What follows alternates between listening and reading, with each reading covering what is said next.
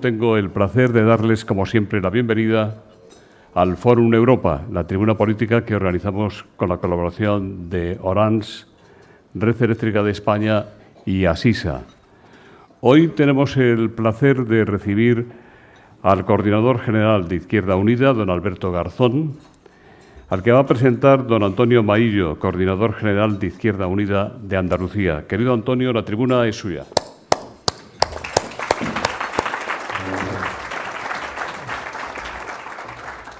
Muchas gracias a Fórum Europa, Nueva Economía, por su invitación a un marco que para la gente de Izquierda Unida en el que la gente de Izquierda Unida nos sentimos cómodos.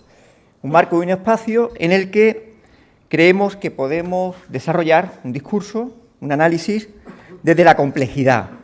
Cuando hablamos de la complejidad no hablamos de la opacidad o de la oscuridad, hablamos de ser acordes en el análisis de la realidad, en la capacidad de poner propuestas o alternativas encima de la mesa, desde una complejidad que lo refleja la propia situación política. Y si simplificar sería faltar a la verdad, no solo faltar a la verdad, que también, sino también sería faltar al respeto a la inteligencia de la gente. Y digo esto último porque una de las características que definen al ponente de hoy, Alberto Garzón, y no solo porque sea amigo mío, que también, es que desarrolla un discurso que desde la complejidad respeta la inteligencia de la gente, que es una de las 3 condiciones que ponía en la película Spotlight, que les recomiendo si no la han visto, el director de Boston Globe planteaba a los periodistas ante la presión que recibían cuando estaban investigando casos de pederastia en la ciudad del estado de Massachusetts. Les decía, las 3 condiciones de un periodista es la integridad, es decir, la capacidad de resistencia a los poderes que intentan frenar una investigación. Alberto, y ahora lo va a demostrar en su discurso, lo demuestra en su acción política, lo tiene, una integridad que le permite resistir la tentación de silbar ante problemas estructurales de país. Segundo, el espíritu de servicio, que es una condición que no solo tiene Alberto, sino que tienen y deben tener todos los servidores públicos, los representantes del Congreso, los cargos públicos. Y, como decía, el respeto a la inteligencia de la gente desde la reivindicación de un pensamiento complejo que no debe ser opaco. Mira, vengo de Andalucía. Posiblemente cuando pasamos de Peñaperros, todo lo que para nosotros es que parezca que no hay un mañana en nuestra visión política se diluye, quizás más allá de Peñaperros. Pero les queremos decir desde el sur que nosotros estamos en un proyecto precisamente de unidad popular, como el que defendemos desde Izquierda Unida, con una interpelación que hemos hecho a la ciudadanía. Le hemos dicho que vayamos adelante con Andalucía, que es una interpelación a sectores que no están organizados, para que se adhieran a un proyecto de unidad popular como en el que creemos en organizaciones como Izquierda Unida u otras organizaciones como Podemos o EQUO. Creemos que ese proyecto tiene un haz con lo que está ocurriendo en el resto del país, que es los vientos de cambio que se avecinan. Y en Andalucía, sinceramente, los vientos de cambio no pueden venir por el Partido Socialista, por una razón ya no solo política, sino incluso biológica de quien gobierna durante 38 años de manera ininterrumpida, ni tampoco por unas derechas en su modelo más moderno o más tradicional, que no han creído en Andalucía, sino como una entidad periférica al resto del Estado. Y en ese espacio que nosotros apelamos, lo hemos hecho desde una cierta ética de la convicción, que nos une a Alberto y a mí, que es cómo se construye un mejor instrumento para ser ese bloque de cambio. Y lo hacemos desde una experiencia en el que establecemos una suerte de metáfora con los tiempos. Queremos una confluencia y una unidad en red, con protagonismo de todos los actores, con un espacio de comodidad y de respeto a las condiciones de igualdad de cada una de las organizaciones frente a las tentaciones de una unidad radial con un centro y sus demás satélites que yo creo que no benefician a esos bloques de cambio. En ese proceso de unidad popular nosotros consideramos que su éxito vendrá determinado si hay impulso popular. Y ese impulso popular vendrá determinado si trasciende a las organizaciones o actores políticos que conformamos ese proceso. Y trascenderá a esas organizaciones si, y lo más importante, tenemos proyecto de país. Pues bien, la persona a la que presento tiene proyecto de país. Alberto Garzón tiene un proyecto de país, porque tener proyecto de país es el pegamento en torno al cual se pueden adherir diferentes sectores en los que no hay que preguntar de dónde vienen, sino a dónde queremos llegar. Alberto tiene un proyecto de país que él va a desgranar en su intervención. Yo no voy a decir cuáles son las etiquetas que pueden definirlo, pero sí aportar algunas fuentes de las que él bebe. Alberto Garzón pertenece a una tradición muy española, la de los heterodoxos, en los términos que decía el integrista, en este caso Menéndez de Pelayo, pero que gracias a su esfuerzo casi morboso por detectar heterodoxos a lo largo de la historia de España, tenemos un acervo formidable de referentes de la otra España que agradecemos profundamente. Y Alberto pertenece a esa heterodoxia, a la de los ilustrados. Le decía, si no le molestaba, que le dijera que era un afrancesado. Alberto lo es.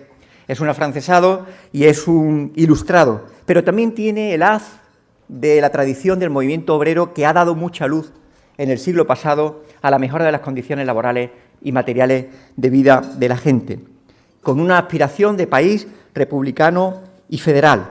Y, por supuesto, esto ya no es una tradición, sino una identidad que lo politiza, el movimiento 15M como elemento fundacional de la nueva etapa que vive el país.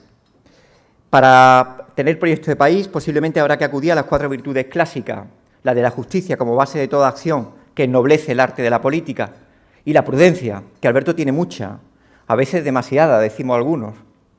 Pero es esa prudencia unida a esta tercera virtud clásica, la templanza, que ya es un top en su caso, la que permite que tenga y que se reconozca como un referente de extraordinaria fortaleza política, la cuarta de las virtudes clásicas. Por eso, amigo Alberto, en estas condiciones de las que te dotas para poder poner luz al análisis, al diagnóstico, a la capacidad de respuesta y alternativa a nuestro país, que siempre te acompañe la sobriedad latina y huye mucho de la hibris griega, que ciega a los que se creen poderosos. Muchas gracias.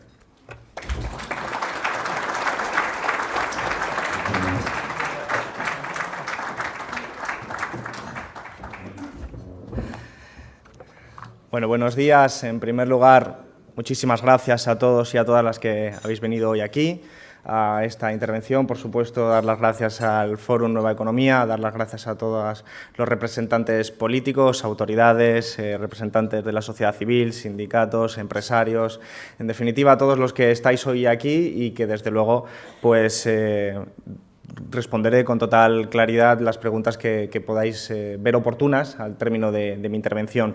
Y también, como no, dar las gracias a Antonio Maillo por aceptar la posibilidad de presentarme en este acto. Hace unos cuantos años que nos conocemos Antonio y yo, y lo cierto es que desde entonces nuestra propia relación es una relación paralela a la que ha existido en el cambio y la transformación de este país. Y también es verdad que han pasado muchas cosas en muy poco tiempo. Creo recordar que la última vez que yo intervine en un foro de estas características fue en el año 2015. Desde el 2015 hasta ahora, aunque solo han pasado 3 años, han pasado muchas cosas a nivel político que han cambiado el metabolismo de nuestro propio país y también las propias capacidades de ver hacia dónde nos dirigimos como sociedad.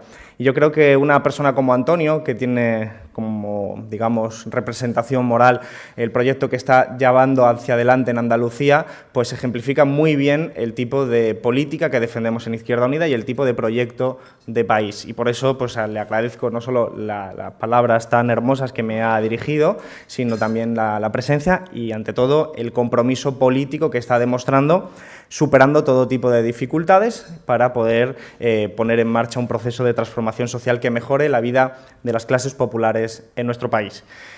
Dicho lo cual, lo que yo quiero hacer hoy aquí es aprovechar este foro para reflexionar con vosotros y con vosotras, en un espacio de tiempo razonable, breve, sobre elementos que yo creo que son de extraordinaria importancia, pero que a veces están carcomidos por lo urgente. Y es que vivimos en unos tiempos que, como decía anteriormente, están acelerados y en los que tenemos un montón de noticias espectaculares cada día que acaban dejando sin capacidad de reflexión colectiva a nuestro país o nuestras organizaciones. Y yo creo que hay que aprovechar foros de esta naturaleza para, insertando las noticias de coyuntura, por ejemplo, en estos últimos días hemos tenido muchas relacionadas con la Casa Real, relacionadas con la situación catalana, relacionadas con el nuevo gobierno, pero insertándolas dentro de un proyecto estratégico de qué es lo que queremos para este país, qué es lo que queremos para este país para las próximas décadas. Yo creo que esta pregunta es una pregunta eminentemente política y muy pocas veces respondida.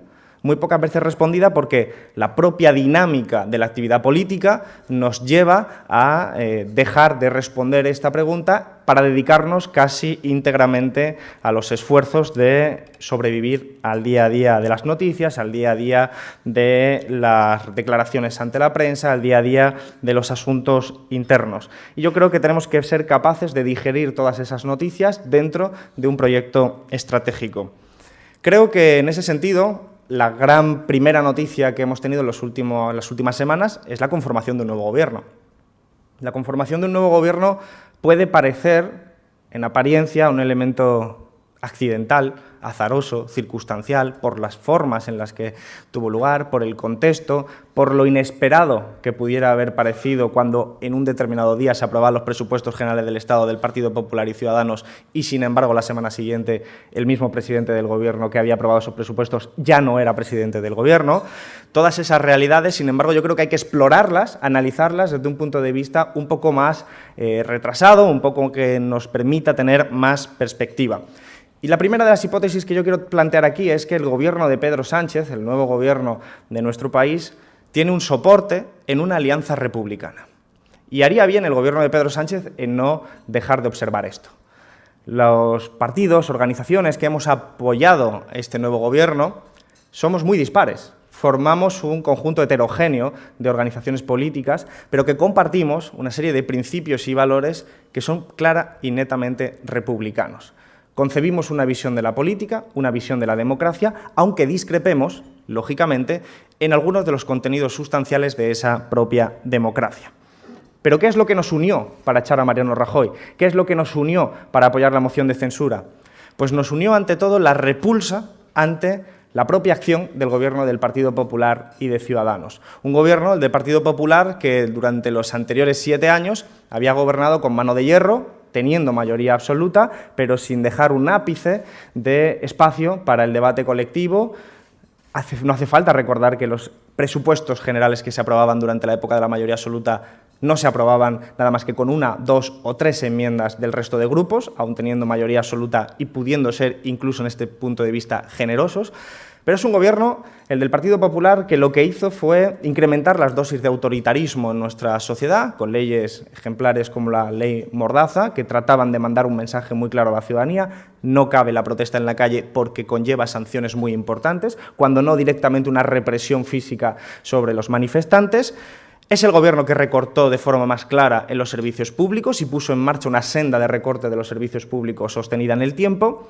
Es el Gobierno que ha sido incapaz de afrontar los procesos de corrupción de su propio partido, del Partido Popular, del que daba soporte a ese Gobierno, y ha sido el Gobierno que ha defendido a ultranza una visión que yo llamo reaccionaria de la idea de España, en la que solo se defendía una idea de España homogénea, centralista y uniformizadora. Todo eso ha ido generando durante el tiempo unos polos de oposición que dentro de su heterogeneidad compartíamos la idea de que la democracia podía ser otra cosa y que el gobierno podría ser de otra forma.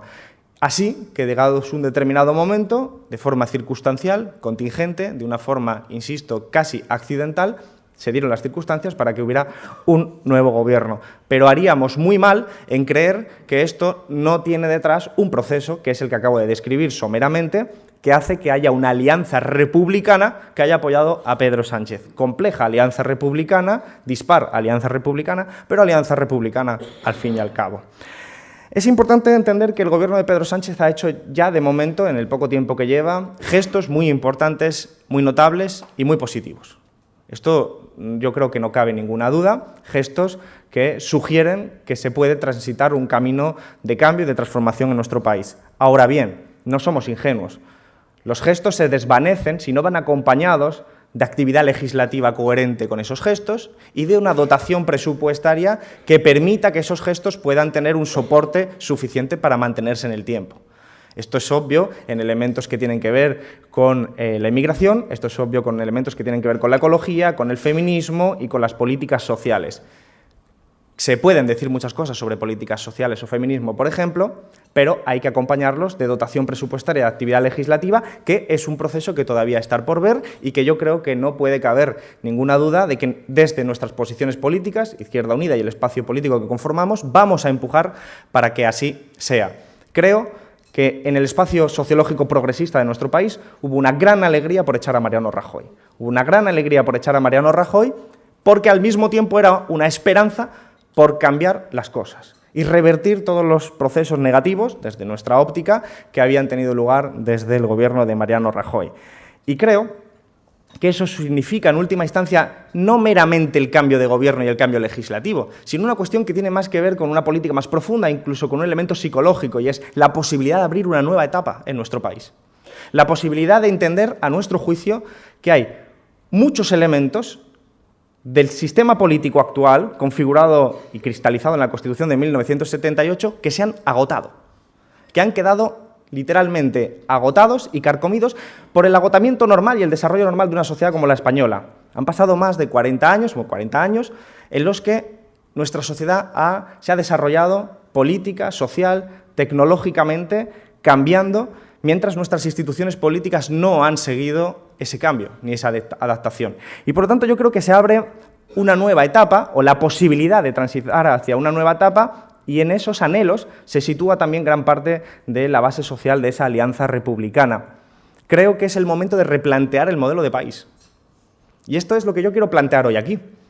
Es el momento no de cambiar un gobierno y de hacer leyes nuevas solamente, sino de replantear qué modelo de país vivimos bajo la constatación de que gran parte de los problemas que tenemos hoy en día son el resultado del agotamiento de la capacidad institucional para resolverlos.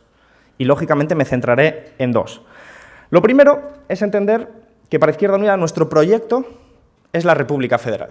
Nuestro proyecto de país cristaliza en una República Federal. Cristaliza en una República Federal que permita satisfacer las necesidades básicas de las familias trabajadoras y que permita abordar y resolver los problemas que tienen que ver, por ejemplo, con el modelo territorial. Estos dos puntos son los que yo voy a hacer una reflexión, bajo los que traeré los elementos de actualidad relacionados con la Casa Real y con Cataluña. Es importante porque la República significa el anhelo y la esperanza de resolver las condiciones materiales de vida que son deficitarias hoy en día, y hablamos de pobreza, de miseria, de precariedad, de falta de acceso a la vivienda, de falta de acceso a servicios públicos de calidad, la educación universitaria, la sanidad pública, las pensiones dignas, que no haya empobrecimiento. Todo eso lo insertamos dentro de un proyecto político llamado República, y el federalismo es la forma concreta que a nuestro juicio debe adoptar ese modelo de país para poder abordar correctamente el problema territorial en nuestro país. Lógicamente, nosotros no somos republicanos simplemente porque no queramos tener un rey. Somos republicanos por esos valores y principios que iluminan la forma en la que entendemos la democracia y la forma en la que entendemos la política, que no deja de ser un elemento de conexión directa con lo que Antonio decía en su intervención inicial, esa forma de política clásica, griega, en la que la política era un arte noble para resolver los problemas cotidianos y no simple y llanamente un espacio de disputa de poder dentro de instituciones limitadas.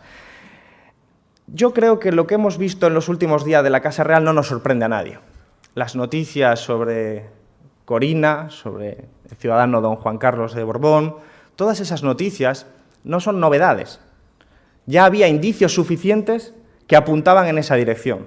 Hace 5 años, yo mismo, como representante de Izquierda Unida en el Congreso, presentaba preguntas al Parlamento sobre estos hechos para que fueran respondidos por el Gobierno de turno, entonces del Partido Popular, para que, además, el CNI diera explicaciones de lo que estaba sucediendo, si eso era correcto.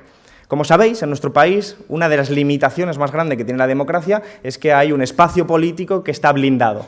Y, por lo tanto, las preguntas que hacemos los diputados electos sobre la Casa Real, sobre esa institución que forma una sombra dentro de la democracia, pues no pueden ser respondidas. Por lo tanto, nos quedamos sin respuestas. Los periodistas hicisteis un gran trabajo que permitió proseguir en ese hilo hasta ir desbrozando muchos de los elementos que hoy conocemos. Pero esto pasó hace 5 años. La diferencia con las noticias de estos últimos días es que hoy lo que tenemos son pruebas. Hoy tenemos pruebas en forma de declaraciones de una actora principal, que es la princesa Corina. Pero todo esto hay que situarlo dentro de un eje mucho más amplio. A mi juicio, cuando tenemos un sistema institucional, una arquitectura institucional como la Constitución del 78, que blinda a una familia para hacer lo que quiera, pues evidentemente abre la laguna de la posibilidad de que ocurran estos hechos. Hay una irresponsabilidad blindada que permite que estos hechos pues, no sean tan extraños, sino que sea efectivamente incluso una posible norma. En nuestro país es importante conocer la historia también. A nuestro juicio, a juicio de Izquierda Unida, las dinastías monárquicas en este país han sido procesos que han perjudicado al pueblo llano. Históricamente, desde los Trastámara, los Austrias y los Borbones, han sido todos dinastías que a nuestro juicio han perjudicado de forma clara al pueblo llano, a las gentes más sencillas y populares, bajo sistemas económicos distintos, bajo regímenes políticos distintos. Pero incluso aquellas familias de esas dinastías que han sido más liberales, también se han producido saqueos. Saqueos de lo público, porque si algo comparten estas dinastías es su particular obsesión con que la cosa pública en realidad es la cosa privada. Y esto es algo que hemos visto también, insisto, bajo determinadas familias liberales. Lo hemos visto con estos casos que estamos hablando de Juan Carlos de Borbón, lo hemos visto con más familiares, con cuentas en paraísos fiscales, implicados en los autos de procesos judiciales como la Operación Lezo, Gürtel, Púnica, en la que siempre aparece alguien de la familia Borbón, o claramente con el caso de Urdangarín, que no hubiera sido posible sin la participación directa de la Casa Real.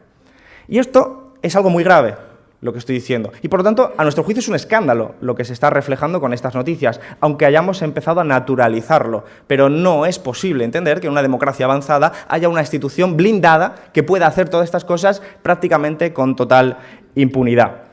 Creo que la solución real es democratizar nuestro país. Y la democratización de nuestro país significa iluminar esas zonas oscuras. Y la iluminación de esas zonas oscuras no es meramente un ejercicio de transparencias, sino de ser capaces de construir un modelo de país donde la monarquía esté abolida. Este es nuestro modelo de sociedad que nosotros vemos que puede abrir la puerta a procesos sociales distintos. Claro, insistía antes en que no somos republicanos simplemente porque no queramos tener reyes. De hecho, nosotros no hacemos de esto una cuestión personal. Nosotros, como sabéis, pues tenemos una larga tradición que se remonta al Partido Comunista, que seguimos muchos de nosotros siendo miembros del Partido Comunista, que formamos parte de una organización llamada Izquierda Unida con más de 30 años, que hemos participado en las instituciones del Estado, que hemos sido un actor fundamental, han sido nuestros antecesores, personas fundamentales para entender, indispensables para entender la democracia y las instituciones actuales, pero entendemos que lo que hay que hacer es ahora ser capaces de actualizar nuestras instituciones al momento actual, al momento presente. Y claro, cuando vinculamos todo esto que estoy diciendo, que a mí me parece de extraordinaria gravedad, y me sorprende enormemente, y he de decirlo aquí, el silencio del Gobierno y el silencio de la propia Casa Real, me sorprende enormemente desde un punto de vista público, porque claro, quienes hemos estado familiarizados con estos procesos desde los últimos años, tampoco nos termina de sorprender tanto, pero desde el punto de vista de un ciudadano corriente y normal, esto es bastante llamativo. Que los gobiernos que hablan de prácticamente todo no hablen de este caso concreto. Y entonces es cuando sugiero la posibilidad de que hay muchas instituciones del Estado, entre ellas creo que el CNI, que han sido conscientes de todas estas tretas, tejemanejes y saqueos, pero los han protegido pensando que protegiendo la monarquía protegían a España. Esto hay que negarlo de forma contundente. Proteger a la monarquía no es proteger a España, especialmente cuando la monarquía maniobra en contra de España. Porque este escándalo lo que pone de relieve es que ha sido afectada la seguridad nacional, ha sido afectada la hacienda pública, ha sido afectada la imagen de nuestro país y la decencia de nuestro país. Es un problema enorme de política internacional, es un problema enorme de hacienda pública, no solo por el caso concreto cuantitativo de cuánto se ha podido desviar, de cuánto se ha blanqueado, de cuánto se ha dejado de ingresar a las arcas públicas, sino por el mensaje. ¿Qué mensaje le tenemos que trasladar al resto de ciudadanos cuando la familia que ostenta el vértice del Estado puede hacer todo este tipo de cosas y muchas más con total impunidad? Pero cuando sumamos a esto el problema territorial y vemos e insertamos dentro de este marco las noticias que están abordando en estos últimos días, entonces yo creo que queda más confirmado la necesidad de replantear nuestro país. La necesidad de replantearlo totalmente, con sinceridad, con honestidad, sin ningún tipo de lastre, es decir, con un debate político de altura, un debate político en el que no tengamos que estar autocensurados por no querer hablar de determinadas cuestiones obvias. Afrontemos el problema del modelo territorial de una forma sincera. ¿Qué ocurre en Cataluña? En Cataluña ocurre que hay una masa social, un conjunto de personas, una base sociológica, que cree que la independencia es la mejor de las opciones para sus propias vidas individuales y colectivas. Es una masa también heterogénea, cuyas motivaciones probablemente sean distintas y que creen que la independencia frente al resto del país es la opción preferente. Y creen al mismo tiempo eso y lo justifican en virtud de relatos culturales que enfrentan al constructo social de Cataluña frente al constructo social de España. Los que no somos nacionalistas sabemos que las naciones son construcciones sociales, no son elementos materiales como los que podemos tocar a nuestro alrededor. Son construcciones sociales, colectivas, tejidas a partir de relatos culturales. Y hay una batalla cultural entre esas construcciones. Y no es solo Cataluña o España, todas las naciones se construyen de esa forma. Y no voy a entrar en el debate profundo, de debate histórico, sobre qué justificación es mayor o menor sobre la existencia o no existencia de determinadas naciones, porque siendo un debate muy atractivo, hablando de todos los pueblos que han pasado por nuestra península ibérica, desde los pueblos prerromanos hasta los pueblos más modernos, lo cierto es que ahora mismo esto creo que no tiene relevancia. Lo que sí tiene de relevancia es entender que precisamente por estas razones estamos ante un problema político. Y si estamos ante un problema político, entonces las soluciones no pueden ser meramente judiciales o policiales, porque las soluciones tienen que ser eminentemente políticas.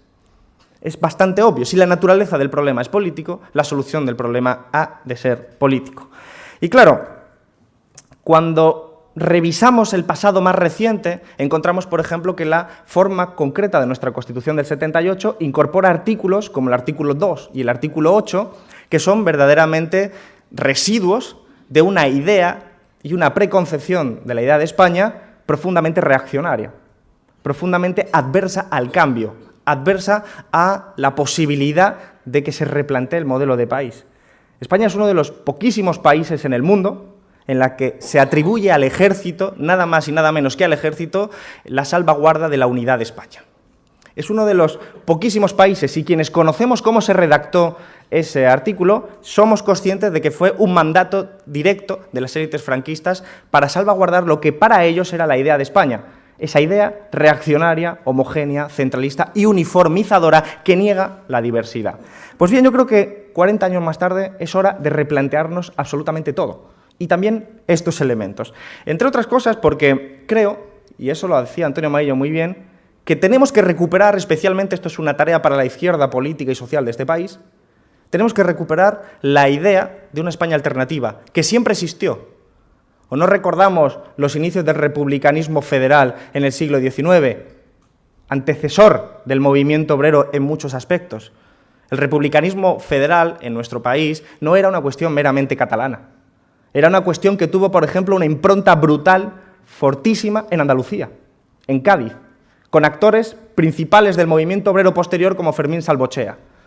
Recordar toda esta parte de la historia no es hacer un ejercicio gratuito, sino reconocer que siempre hubo una idea de España alternativa a la idea de la España homogénea, pero que fue atacada, perseguida, censurada, reprimida a lo largo de los tiempos. Porque hubo quien, desde Cánovas del Castillo hasta Primo de Rivera y desde luego Franco, quienes atacaron la idea de una España diversa, una España social, una España plurinacional, para construir la idea de que solo había una España posible, que era la España que ellos representaban, con su idea, pues como decía Antonio refiriéndose a Menéndez Pelayo, pues bastante reaccionaria. Yo creo que es el momento de recuperar esa otra tradición y de decir claramente que esto no es un problema entre quienes creen en una España reaccionaria y quienes quieren la independencia, sino que existe opción de una España distinta, una España plurinacional. Y permitidme que lo exprese de una forma muy clara. La plurinacionalidad no es una opción, es una realidad. La plurinacionalidad se refiere a que en nuestro país hay un conjunto de poblaciones distintas que se sienten de naciones distintas. Y esto es una constatación, no es una opción. No queremos construir una España plurinacional. España ya es plurinacional. Es importante hacer esta distinción, aunque pudiera parecer accesoria, pero creo que sitúa bastante mejor. Y claro, desde esta perspectiva, nosotros creemos que tarde o temprano va a ser posible construir una república federal.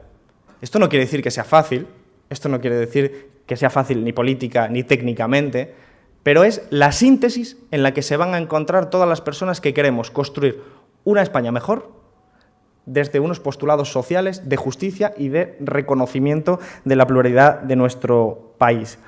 Y por eso, cuando vemos noticias como lo que ha sucedido recientemente, a mí personalmente me asusta mucho la deriva reaccionaria de los partidos políticos de derechas de este país.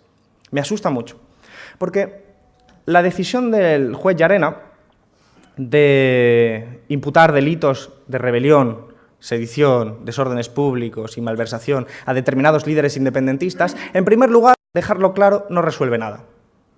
No por hacer eso, 2 millones de personas van a dejar de defender la independencia. Esto es bastante obvio. Es más, es probable que crezca la gente que defiende la independencia como motivo de esas acciones. Por lo tanto, eso es una obviedad. Pero lo importante también es ver qué motiva a un juez, como el juez Llarena, protegido por el Tribunal Supremo del que forma parte, a hacer este tipo de interpretaciones tan reaccionarias de hechos que ahora sabemos que en el resto de Europa, o por lo menos en Alemania, no son ni siquiera constitutivos de posible delito. Porque las implicaciones son muy fuertes. El acusar de rebelión, que es un delito, que implica también no solo el alzamiento contra el Estado, sino el uso de la violencia, a unas personas independentistas que desde nuestro juicio se equivocaron radicalmente en su hoja de ruta, que defienden un proyecto que nosotros no compartimos, pero atribuirles los delitos de rebelión por alzamiento significa abrir la mano a la posibilidad de que en la próxima huelga general los sindicalistas que hacen un piquete puedan ser considerados también imputados por rebelión, por alzamiento violento contra el Estado. Y esto es una regresión al pasado intolerable. Y esto es lo que nos hace a nosotros, con una fuerte tradición democrática, criticar las decisiones del juez Llarena y preocuparnos por la deriva exaltada de la derecha reaccionaria de este país. ¿Cómo se puede tolerar, lo digo como diputado en el Congreso, que el PP y Ciudadanos sigan hablando a los escaños independentistas como golpistas? ¿Cómo se puede tolerar eso? No es meramente un exceso retórico, sino que construye un clima en el que todo independentista es un golpista simplemente por tener una opción política legítima, que es querer la independencia del Estado. Es una opción política legítima, aunque no la compartamos y aunque tengamos que abrir los canales para resolverlo políticamente. Pero cuando se construye el clima de que el adversario es un golpista, equiparándolo con los golpistas de 1936 o el golpista Tejero, entonces lo que se está creando es un clima que aleja la posibilidad de solución de nuestro país. Y la irresponsabilidad se ha sumado ahora las declaraciones de dirigentes del PP diciendo que a ellos les gustaría que el espacio Schengen no existiera si Alemania sigue tomando este tipo de decisiones. Es una regresión al pasado por parte de dirigentes que son aparentemente jóvenes, pero espiritualmente muy viejos. Y por lo tanto nosotros lo que creemos es que hay que abrir vías de diálogo. Vías que yo creo que el presidente Pedro Sánchez ha comprendido que hay que abrir. Nuestras conversaciones con los sectores independentistas y los sectores no independentistas, entre los que estamos nosotros mismos, tienen como objetivo facilitar que este problema político sea canalizado por vías políticas. Creemos en una república federal. Creemos que ese espacio será la síntesis de la resolución de estos problemas. Pero al menos ya es una propuesta encima de la mesa. Probablemente en este momento no sea mayoritaria, pero ya está encima de la mesa. El resto de propuestas son desconocidas, más allá de la independencia, que tampoco es que sea muy concreta, y además está agotada la vía hacia la independencia de forma unilateral. Pero la otra respuesta, ¿cuál es? ¿Jueces? ¿Policías? ¿Para qué? ¿Para mantener el status quo desbordado ya social, política y tecnológicamente por el desarrollo de nuestra propia sociedad? No es ninguna solución esa. Y por lo tanto creo que hay que facilitar entre todos y entre todas, actores más expuestos a la primera línea y actores más humildes, tenemos que facilitar que haya un espacio de diálogo. Y termino ya mi intervención situando un elemento adicional, pero no menor, el elemento económico. Una república federal no es solamente un edificio que puede ser más adecuado para albergar distintas familias que se sienten de distintas nacionalidades. No es solo eso. es una república con contenido social, con justicia, con un Estado social fuerte, que salvaguarda las necesidades y los derechos humanos de las clases trabajadoras, que permite acabar con la precariedad, que permite poner en marcha un proceso social y político de desarrollo y modernización de nuestro país, para adecuarnos a estándares propios del siglo XXI y no a modelos económicos de la precariedad, del bajo valor añadido, de poca intensidad tecnológica. Y, por lo tanto, yo creo que el Gobierno de Pedro Sánchez tiene también la necesidad de empezar a cimentar ese camino. Aunque el propio Partido Socialista no comparta la idea de la República Federal, sí creo que comparte la necesidad de abrir diálogos que han de conducir a este replanteamiento de país necesariamente, y también tiene la necesidad de revertir los procesos del Partido Popular. Por lo tanto, le conduce en una senda similar a la nuestra, aunque la nuestra puede ser y debe ser más ambiciosa. Pero, desde luego, eso implica actuar desde ya.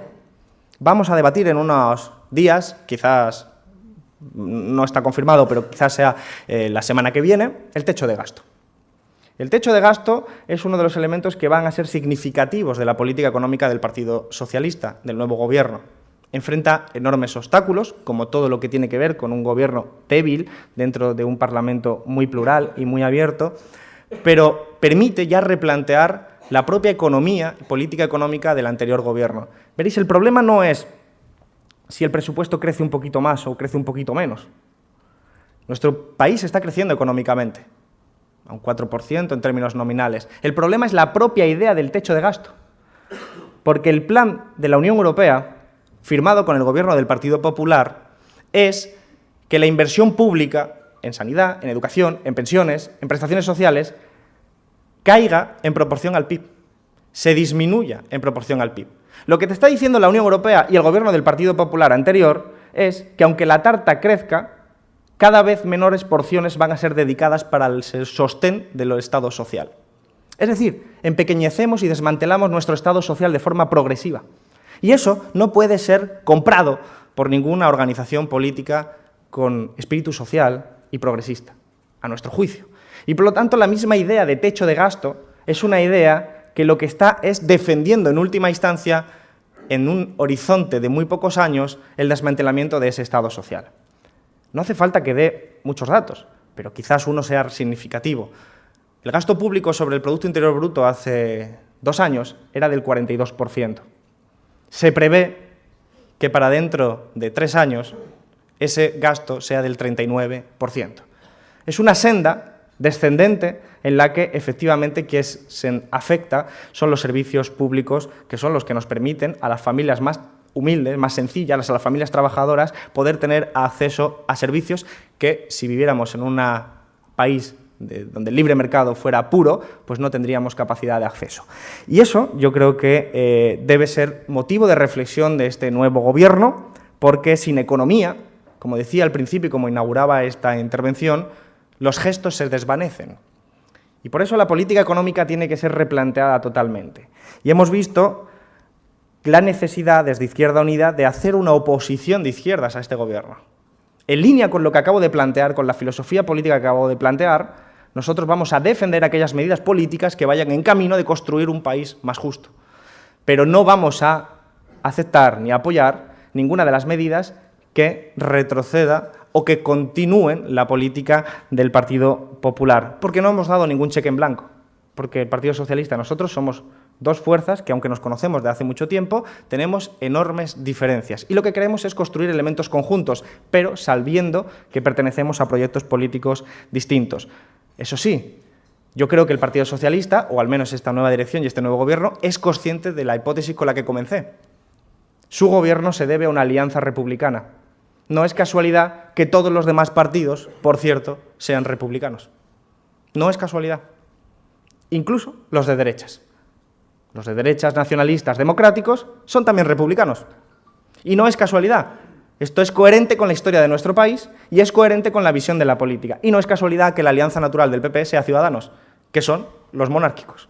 Y, por lo tanto, yo creo que es obvio que vamos a tener que replantear este proceso de país en los próximos años y hay que aprovechar ya el propio presente. Creo que nuestro proceso, para terminar, de confluencia política, el andaluz, el que hacemos en el resto del Estado, en el resto del país, en todas las comunidades autónomas donde podamos hacerlo, en los municipios, entre fuerzas diversas como Podemos, Izquierda Unida, otros actores sociales, son herramientas. No son fines en sí mismos, son herramientas para construir este objetivo político que yo acabo de desgranar. Lo he desgranado, lógicamente, sin hacer mención a los programas concretos, que es en lo que cristaliza en última instancia el día a día. Pero es más importante para mí que entendamos cuál es la filosofía política de esta organización, una organización humilde, histórica, sin la que no se entendería la democracia, pero que sí tenemos un proyecto de país claro y nítido que ofrecemos a la ciudadanía. Y esperamos que el resto de fuerzas políticas hagan lo mismo, porque además creemos que es la única forma de resolver estos problemas. Por eso, nosotros vamos a defender la confluencia sabiendo que son herramientas políticas que permiten mejorar no solo la vida de las personas, sino abordar la necesidad de replantear nuestro país. Yo soy optimista, creo que además los hechos nos conducen de una u otra forma ahí, no hay solución posible distinta, no es posible seguir estando como estamos, no es posible seguir negando que hay problemas sociales y territoriales que se pueden abordar con policías y jueces, y no es posible tampoco pretender la independencia unilateral frente al resto del país. Y como esas dos vías están agotadas, tarde o temprano, les guste más o les guste menos al resto de actores políticos, habrá que abordar cómo replanteamos nuestro país. Y dada la naturaleza concreta de nuestra Constitución, eso implicará necesariamente una revisión total de la Constitución. Y en ese proceso de revisión total de la Constitución, de replanteamiento general del país, hay zonas oscuras que han sido oscuras hasta este momento que finalmente pues creo que tendrán que ser abolidas, como la propia monarquía. Sin más, daros las gracias por estar aquí. Muchísimas gracias. Salud y República.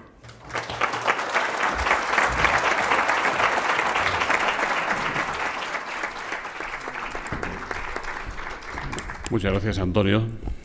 Muchas gracias, señor Garzón. Hay muchas preguntas. Yo le rogaría que, como vamos un poco fuera de tiempo, fuera breve en lo posible en las respuestas. Tomás Sánchez Domínguez dice, ¿hasta dónde se debería elevar, según usted, el techo de gasto? ¿Cree que la Unión Europea va a permitirlo, incumpliendo los compromisos de déficit e iniciando un decrecimiento peligroso de la economía, del crecimiento económico, con riesgo letal de pérdida de empleo? Carlos Sánchez Mato, concejal de Madrid y responsable de Economía de Izquierda Unida, le pregunta si considera usted compatible con el espíritu de esa alianza heterogénea que ha situado en la Moncloa a Pedro Sánchez, que éste mantenga el mismo plan económico austericida que el Partido Popular pactó con la Comisión Europea. Sí, perdonad por la extensión de mi intervención y voy a responder con brevedad. Los estudios que hemos hecho preliminares sobre las necesidades sociales y lo que debería elevarse el techo de gasto, nuestras estimaciones son de 15.000 millones de euros, que son las estimaciones modestas que se requieren para empezar a revertir los recortes del Partido Popular. Creo que hay que darle una vuelta al fondo, sobre la primera pregunta me refiero, sobre las formas de atajar el déficit. Nosotros creemos que se puede atajar el déficit, que se debe atajar el déficit, pero que no se debe hacer recortando el gasto público, sino que se debe hacer estimulando la economía. Es más, probablemente, con planes de inversión como los que nosotros proponemos de trabajo garantizado, son una generación de empleo que estimula la economía y al más puro estilo keynesiano de estímulo de la demanda puede hacer que el crecimiento económico sea incluso mayor.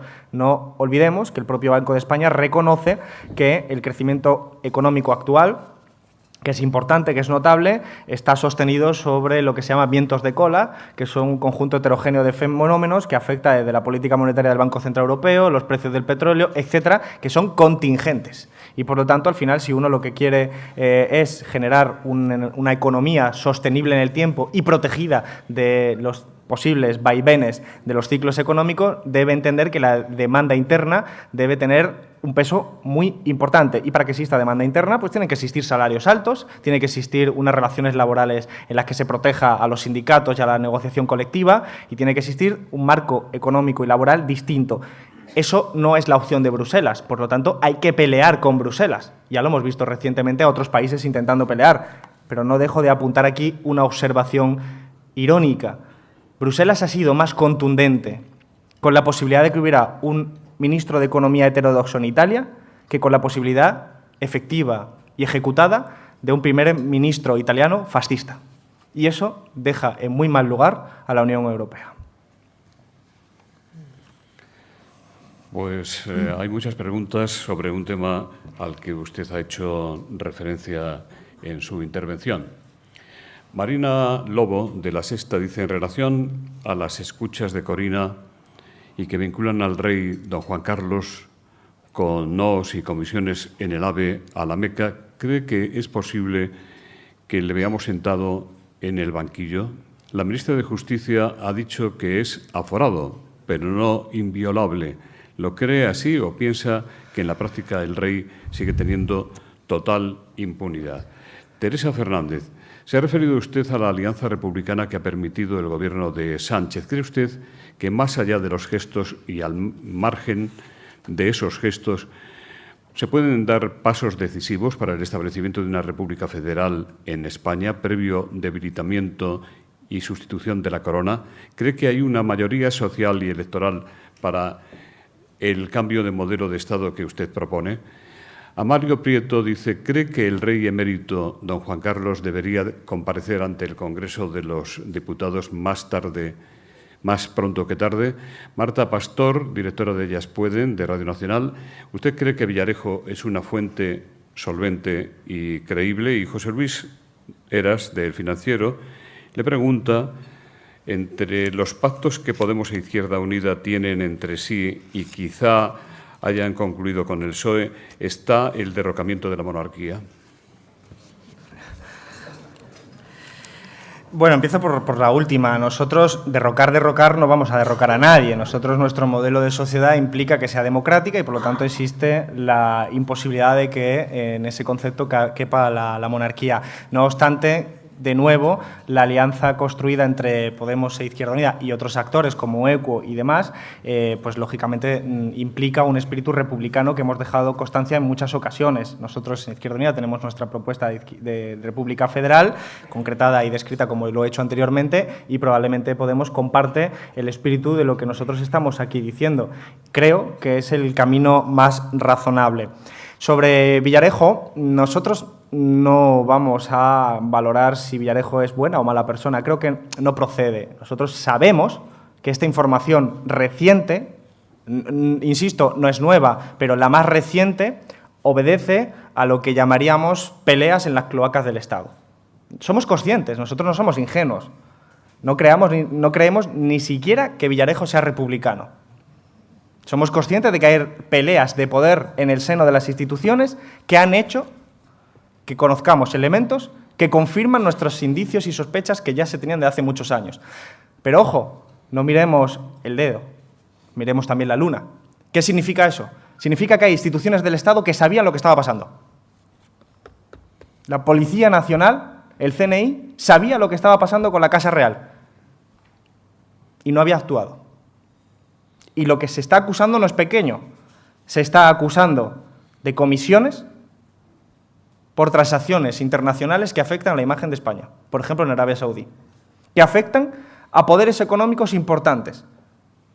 En esas conversaciones aparece Villar-Mir, que aparece, por cierto, en todas las conversaciones de las operaciones de corrupción en la Comunidad de Madrid, desde Lezo, Púnica y papeles de Bárcenas. Y eso es un reflejo de la putrefacción que existe en determinadas instancias del Estado. Y me preocupa que haya dentro de esas instancias quien crea que defender a la monarquía es defender a España, porque es mentira, porque probablemente genera el efecto contrario. Y cuando nosotros hemos preguntado quiénes son, durante muchos años, no 1, ni 2, ni 3, y más de 5 años, quiénes son los que acompañan a Juan Carlos de Borbón en los aviones fletados por el Gobierno de España con ministros y con grandes representantes empresariales, quiénes son los que iban a Arabia Saudí, la respuesta siempre era una callada, porque en este país no se puede preguntar sobre quién acompaña a Juan Carlos de Borbón en sus viajes de representación de España. No hablo de sus viajes privados, eso no me interesa. Me interesan los que refieren a la imagen y a la decencia de este país. Y cuando un diputado electo, o varios diputados y diputadas electos, no pueden preguntar sobre las acciones que en representación de nuestro país hace una persona que no ha sido elegida, tenemos una laguna brutal que al final explica por qué ocurren este tipo de hechos. Por lo tanto, nosotros sí vamos a pedir una comisión de investigación. Izquierda Unida, Podemos, el Grupo de Unidos Podemos, vamos a pedir una comisión de investigación. Y esperemos que allí pueda venir todo el mundo que está afectado. Porque, insistimos, esto afecta a la seguridad, a la hacienda pública, a la imagen y a la decencia de este país. No es una cuestión de la prensa rosa, con todo el respeto del mundo a ese sector. En esa Se trata de una cuestión... ¿Pedirían ustedes la comparecencia de don Juan Carlos? Sí, porque además lo que entendemos es que la ministra de Justicia dice lo correcto. Era inviolable hasta 2014 y a partir de ese momento no lo es. Y por lo tanto está expuesto a todos aquellos acontecimientos que pudiera haber hecho con posterioridad a esos hechos. Por lo tanto, yo creo que hay algunos que sí pueden tener presencia posteriormente a 2014. Ya de por sí es grave de que lo anterior quede como protegido e impune, pero creo que hay un hueco legal para esa cuestión. Insisto, no sería solo el ciudadano Juan Carlos de Borbón, sino muchos más activos. Y finalmente, la otra pregunta que había hecho sobre la Alianza Republicana y la factibilidad.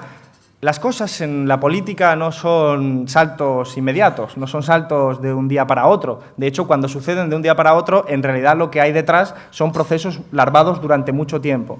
Recordad que en el siglo XIX hubo aquí en Madrid una noche que se llamó la Noche de San Daniel, que tenía que ver con una disputa que había generado públicamente pues, la protesta de entre algunos Castelar, Emilio Castelar, frente a una acción que había hecho la monarquía de Isabel II, por la cual se había quedado ella misma y la corona con muchos elementos que eran públicos, mucho patrimonio que era público, es decir, un saqueo de Isabel II, disfrazado, que finalmente generó una hostilidad tremenda hacia el reinado de Isabel II, de la propia monarquía, y no cayó al año siguiente, ni al siguiente. Pero 10 años más tarde estaba la Primera República, que había sido imposible de concebir sin todos los procesos previos de debilitamiento y agotamiento de la propia monarquía, por cierto, por méritos propios. Aurora Valenciano le pregunta ¿qué tal se lleva usted con el candidato de Podemos? No, perdón, le voy a leer lo que dice el caudillo de Podemos. Señor Iglesias, ¿seguirá la dilución de Izquierda Unidas en Podemos?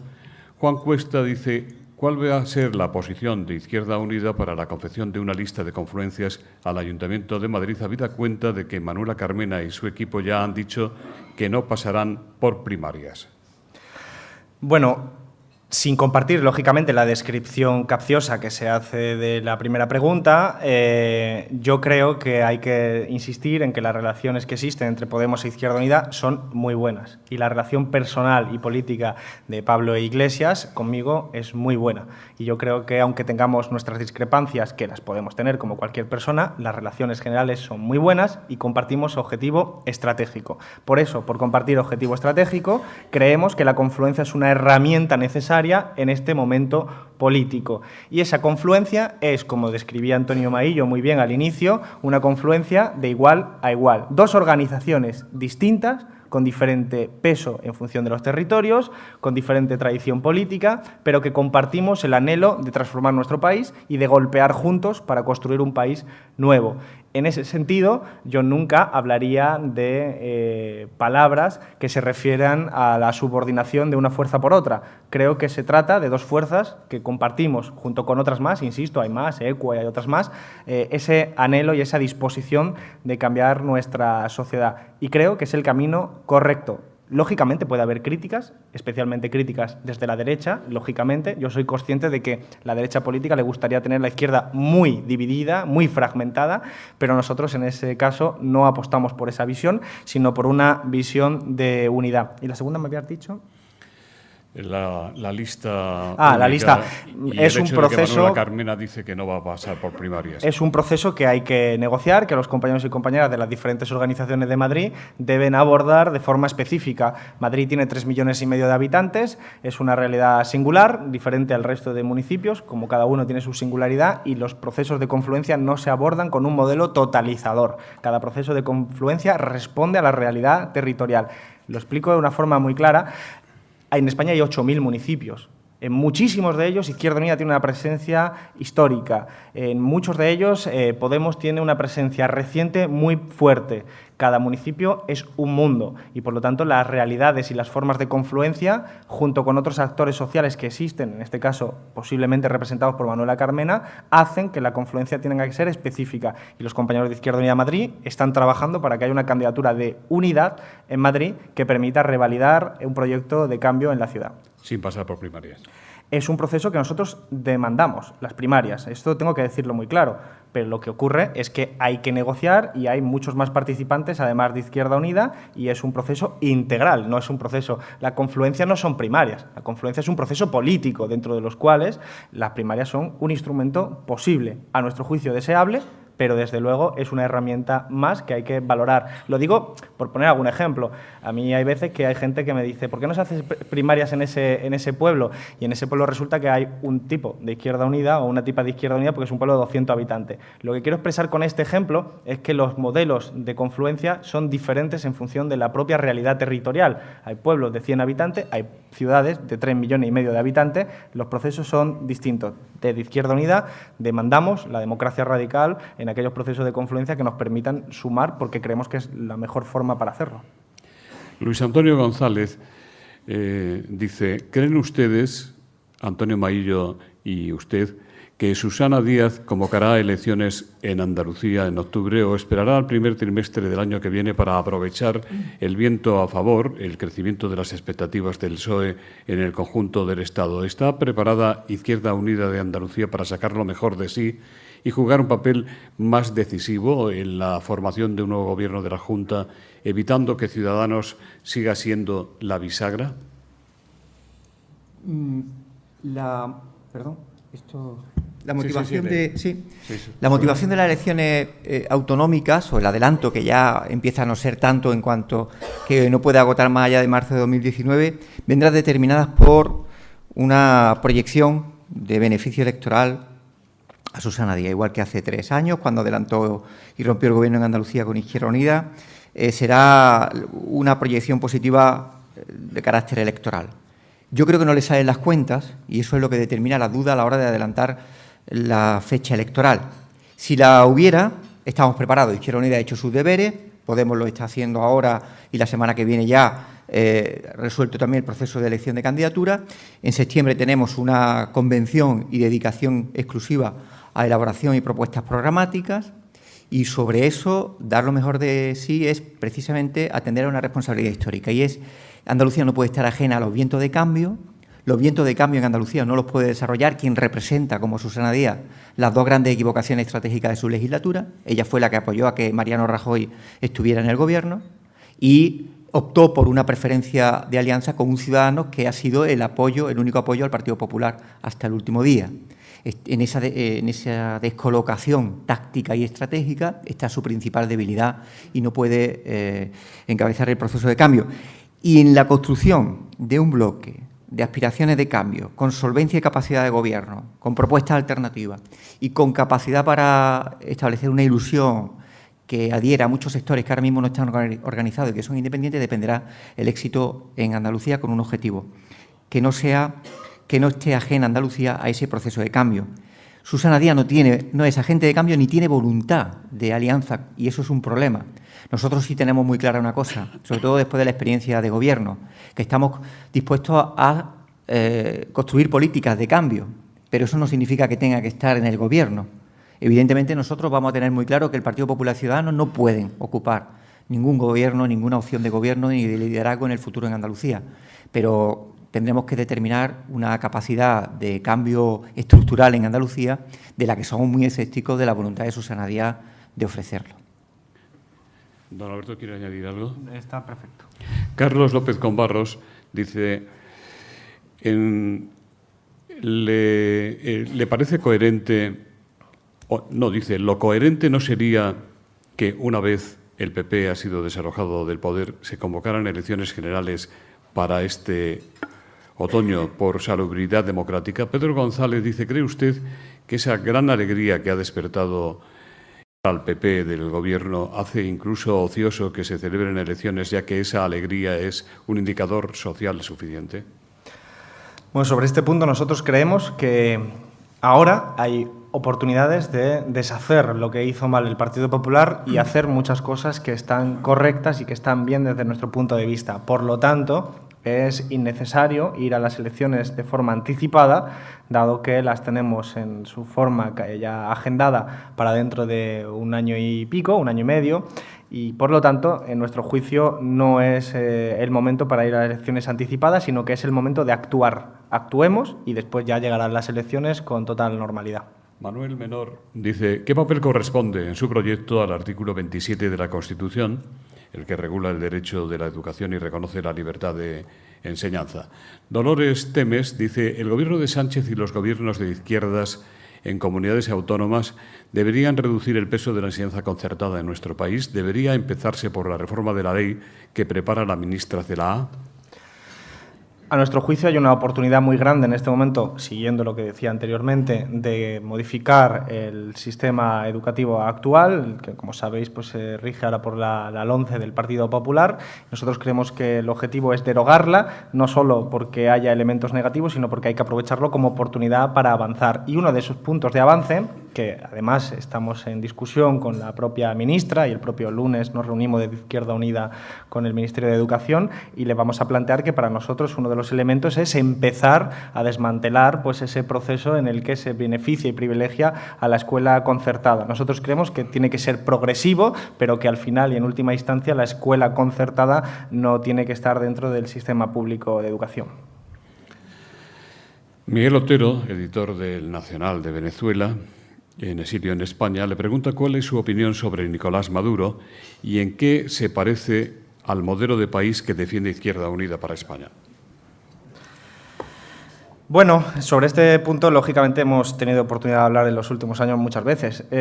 Lo cierto es que nosotros no compartimos el proyecto económico de Venezuela ni tratamos de traerlo como modelo.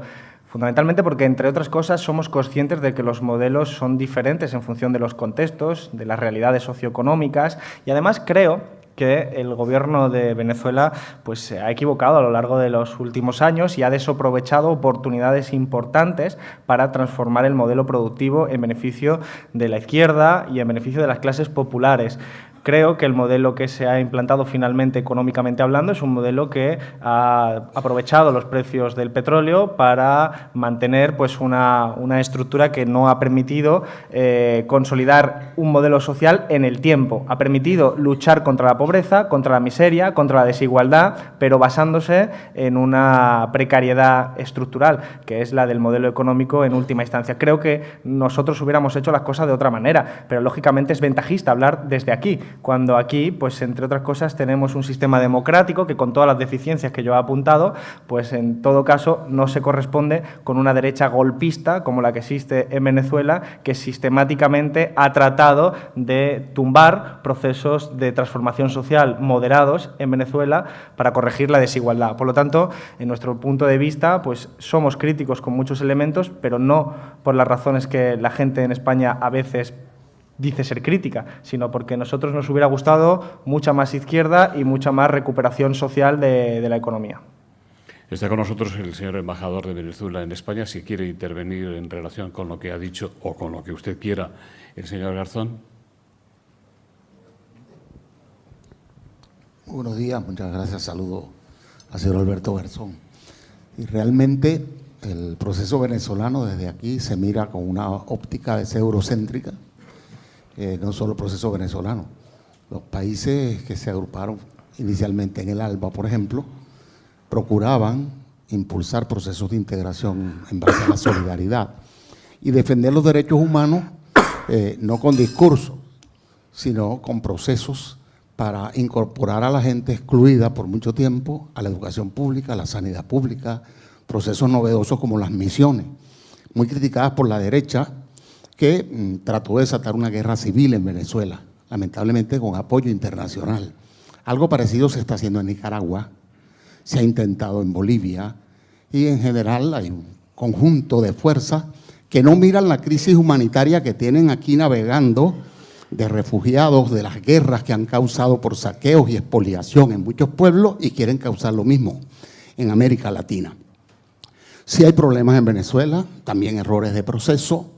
pero fundamentalmente ha habido una orientación de redistribución de riqueza y hay un bloqueo disfrazado de sanciones que son realmente decisiones coercitivas, unilaterales, ilegales, que impiden que un país que puede desarrollarse por encima de sus dificultades propias y de los errores, por supuesto que los hay en todas partes, ¿no? Hay países cuya crisis se expresa en deuda pública gigantesca, en una economía precaria disfrazada, hay países cuya crisis se expresa en el tema migratorio, hay problemas en todo el mundo.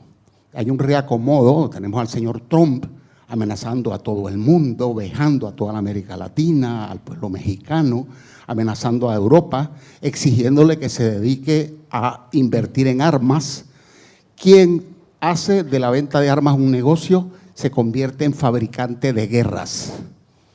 Y si de lo que somos víctimas fundamentalmente es de que se quiere que América Latina sea proveedor de riquezas, de materias primas como antes, de mano de obra barata, de espacios geopolíticos controlados, para seguir garantizando un esquema mundial que tiene que cambiar. Señor embajador, tenemos que finalizar. Muchas gracias por la oportunidad. Gracias.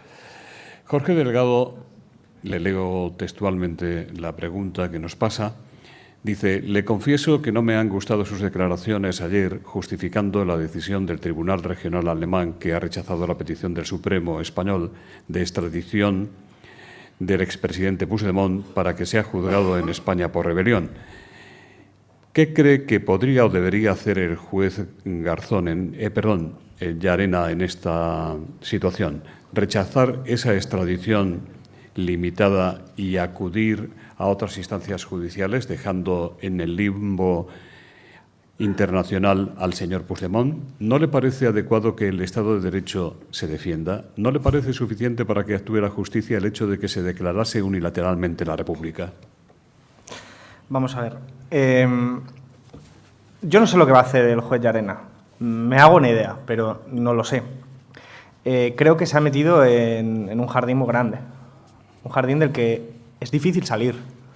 De hecho, en este momento, Puigdemont no está acusado por rebelión, no puede serlo en el espacio europeo, como consecuencia de la decisión del tribunal alemán. Un tribunal regional. Regional alemán, que es tribunal también, y que se va a encontrar con que el líder de la banda, hablo en discurso del propio juez Llarena prácticamente, ¿no?, en esa esencia, va a estar afectado por delitos menores que por los de sus aparentemente subalternos. Esto es una cosa verdaderamente contradictoria, paradójica y hasta cierto punto surrealista. Y claro, creo que eso pues es muy difícil salir de ese jardín. Supongo que va a hacer una huida hacia adelante. A mí me preocupa mucho. Yo soy muy defensor del Estado de Derecho. Lo que niego es que exista el Estado de Derecho ideal en nuestro país. Sobre todo cuando vemos que muchos jueces de las altas instancias, como Enrique López, Concepción Espejel, son directamente del Partido Popular. Han sido recusados en casos como la Gürtel por ser del Partido Popular, por tener afinidad con el Partido Popular, por haber sido elegidos por el Partido Popular, por haber hecho demostraciones de que eran del Partido Popular, y no es casualidad que sean esas mismas personas las que han sido, por ejemplo, las que han condenado a Valtònyc a 3 años de prisión, entre otras cosas, por decir que los Borbones son unos ladrones, hecho históricamente comprobado. Y por lo tanto, creo que lo que tenemos es un sistema judicial penetrado por ideas muy reaccionarias que incluso superan en reaccionario a las interpretaciones convencionales dentro del Partido Popular.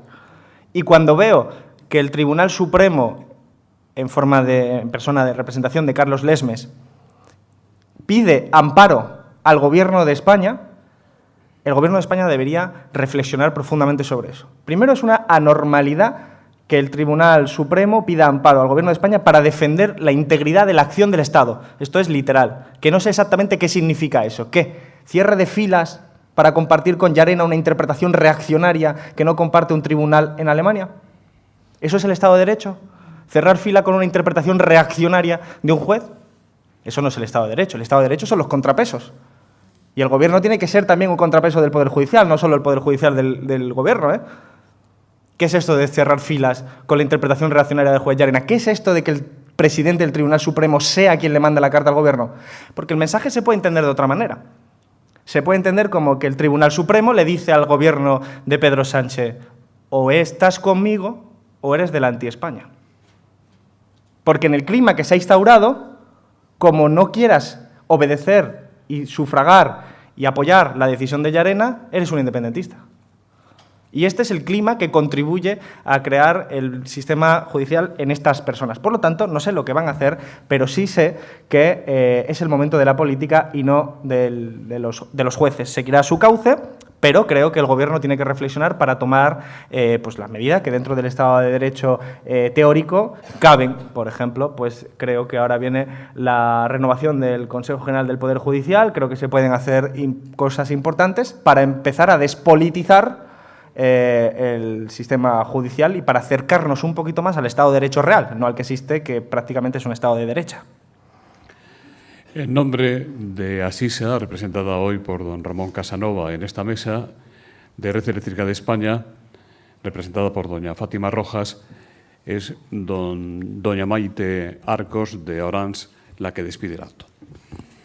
Sí, muchas gracias. Solamente agradecer a don Alberto Garzón que haya compartido reflexiones sobre grandes temas con nosotros y muchas gracias a todos por su asistencia.